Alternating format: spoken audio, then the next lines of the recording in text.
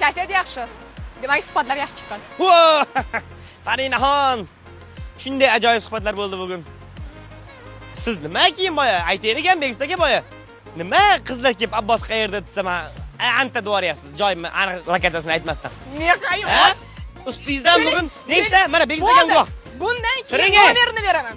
Nomerini beraman. Bo'ldi, kelinglar. Qani deylar. Mana telefon qilib gaplashib oling deyman. Aka siz guvohsiz, to'g'rimi? Nomeringizni beraman. Qarang. Yo, ba'da. Eshiting. Sevgi desa ko'zlarimning oldiga sen kelasan guldahan. Guldahan.